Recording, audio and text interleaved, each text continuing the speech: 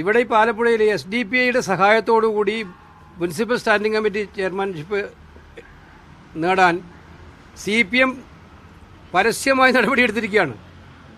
അവരാണ് തിരിച്ചു പറയുന്നത് കോൺഗ്രസ് വന്നാൽ UDF വന്നാൽ ജമാഅത്തെ ഇസ്ലാമി ആയിരിക്കും ആഭ്യന്തരമന്ത്രി. നിങ്ങൾ ആലോചിച്ചു വിരോധാഭാസം. എന്ത് പച്ച വർഗീയതയാണ്. തെരഞ്ഞെടുപ്പിൽ തോറ്റു കഴിഞ്ഞാൽ ആ തോറ്റതിൻ്റെ യഥാർത്ഥ കാരണങ്ങൾ കണ്ടുപിടിച്ച് നടപടിയെടുക്കുന്നതിന് പകരം കുരുടൻ ആനയെ കണ്ട പോലെയാണ് CPMന്റെ നേതാക്കന്മാരുടെ സ്ഥിതി. ഇതല്ലേ നടക്കുന്നത്?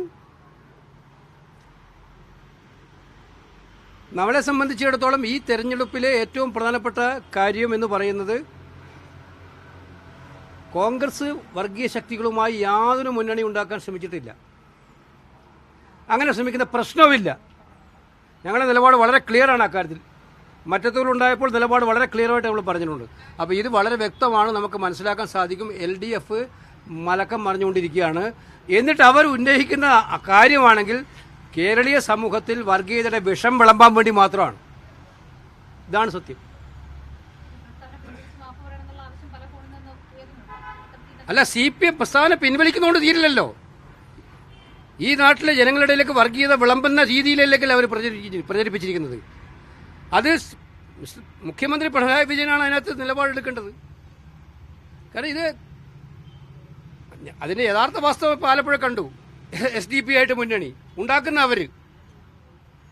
SDP ആയാലും BJP ആയാലും വർഗീയ ശക്തികളുമായി ഞങ്ങൾക്ക് യാതൊരു ബന്ധവുമില്ല. ഇതിൻ്റെ ഈ ഒരു വളരെ വളരെ വില കുറഞ്ഞ ഒരു ആരോപണം, വർഗീയ ആരോപണം ഉന്നയിക്കുന്ന രീതിയിലാണ് ഇപ്പോൾ അവർ പറഞ്ഞിരിക്കുന്നത്. മനസ്സിലായല്ലോ?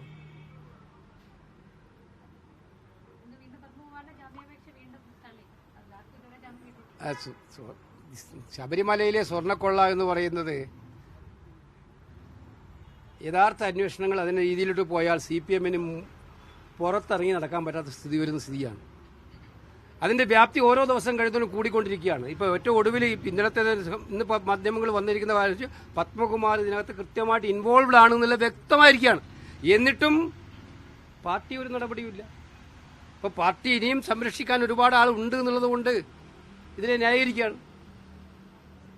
ഇത് അങ്ങേയറ്റത്തെ അപഹാസ്യമായിട്ടുള്ള കാര്യമാണ്. ഞങ്ങൾ ആദ്യം മുതലേ പറയുന്ന ഒന്നുണ്ട്. SIT കേരള സർക്കാരിൻ്റെ നിയന്ത്രണത്തിലാണ്. കോടതിയുടെ മേൽനോട്ടം ഉണ്ട് എന്നൊരു സത്യമാണ്. അതുകൊണ്ട് കോടതി മേൽനോട്ടമുള്ള മറ്റൊരു കേന്ദ്ര ഏജൻസി അന്വേഷിക്കുന്നതായിരിക്കും നല്ലതെന്ന് ഞങ്ങൾ ആദ്യം പറയുന്നത്. അത് കോടതിയുടെ മേൽനോട്ടത്തിൽ വേണം നടത്താൻ.